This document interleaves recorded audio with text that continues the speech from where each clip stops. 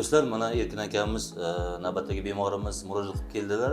Erkin akamizdagi shikoyatlari 10 yil oldingi jig'ildon qaynashlarga va 12 barmoqchakda o'sha qon ketishlar kuzatilgan.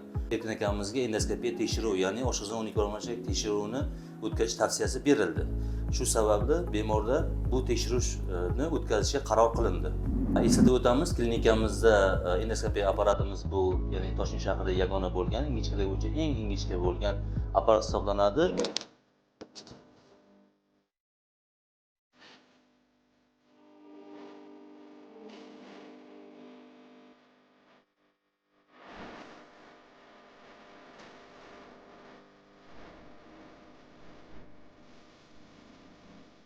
Tekshiruvimizni ham o'tkazib oldik Erkin akada.